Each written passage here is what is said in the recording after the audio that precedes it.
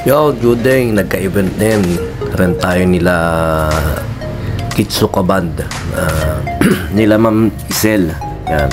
Tsaka nandiyan na tayo sa venue. Medyo naaga kami. Ang call time para sa setup ay 2 PM. Na 12 nandiyan na kami. Yan.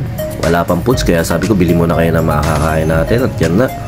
Nag-trip muna kami. At syempre may swimming pool. May baho naman ako short sa truck lagi. Kaya yan.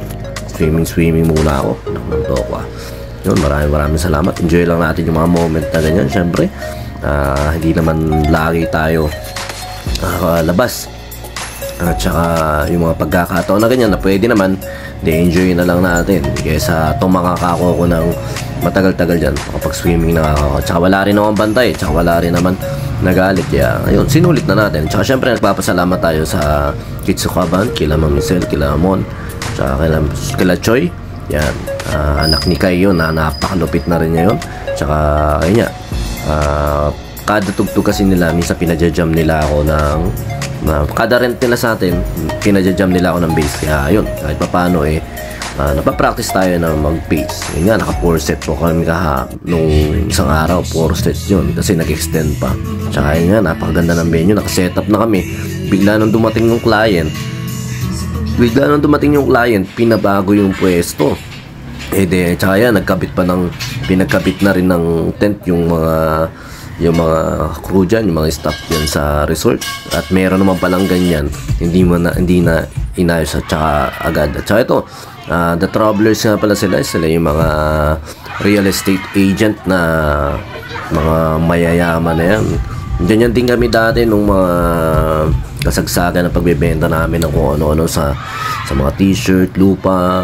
Yan, parang yung mga agent dati, halos magkakakilala na sa Facebook talagang, kasi pasapasahan lang kami ng kunyari information saan mayroon makukuha ganito sa mga, kaya naging magka-close din. Ganun din sila. Tsaka ito nga pala yung bandang Kitsuka sa mga nakakailangan na acoustic trio dyan.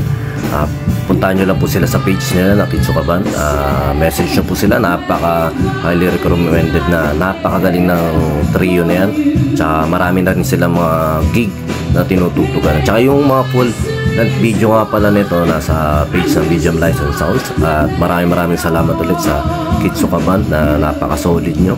At napapajam nyo ako, napakalaking privilege yun na makakasama kayo dahil niya, ayan, si Isel, sa tawag din ng tanghalan, contender din yan, napakahusay niyan.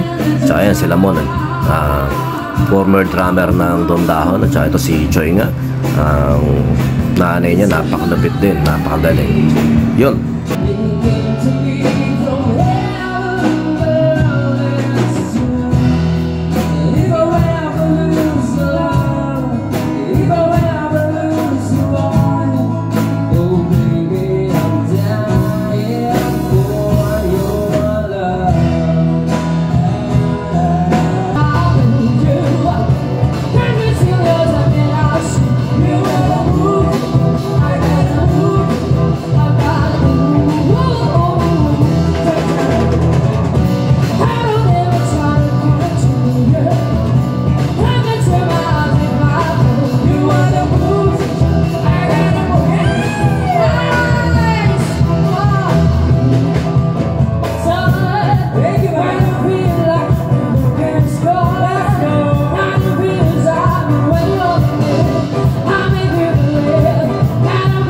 Ayun nga, at maraming salamat syempre sa Kitsuka Band.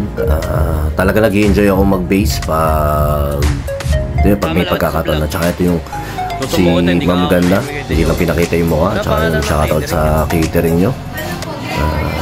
Meron sa akin binigay na calling card, basta akin na lang. Ayun, syempre ito nga, nagse-celebrate sila ng ika-7th year nila ng The Travelers. Kumbaga yung samahan nila, pinagse-celebrate 7th birthday daw, pero 7th anniversary kumbaga yun ng The Travelers. Napaka energetic na mga mami natin ito. Talagang yung mga pasong halos mga nagsasayawan na, yun pala mga nagsusumba rin pala to. Ito ay hindi ng kahalagahan syempre sa buhay. Hindi porkit puro umiidad na hindi nyo na-enjoy yung yung mga moment na ganyan. Pag may kasayahan, saya talaga ganun sila eh. Pag may pera, hindi na puro trabaho ka, kailangan din syempre yung exercise sa sarili nila. Kaya yun niya, puro zumba sila. Halos parang naging zumba yung tugtugan namin niya, talagang puro sayawan sila. Ayun lang. Tsaka, yan. Nakakita niyo yung mga nanay natin yan. Talagang todo yan. Marami pa mga video dyan na nagsasayawan sila.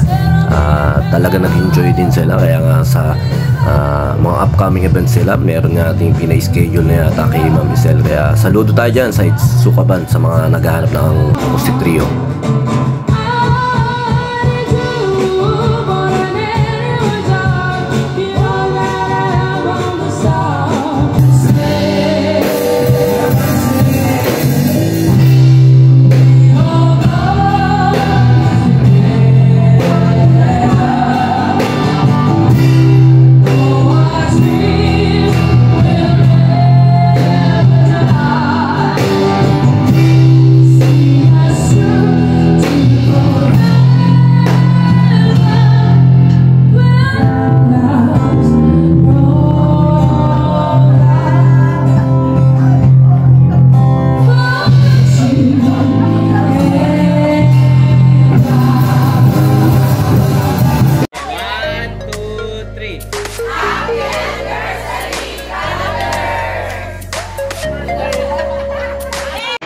Yon, isang pagbati po mula sa Bigyan Lights and Sound sa The Travelers. At maraming salamat syempre kay Ma'am Isel na Kitsuka Band. At saka sa mga tropa natin dyan, follow nyo yung page nila sa mga nangangailangan ng acoustic trio.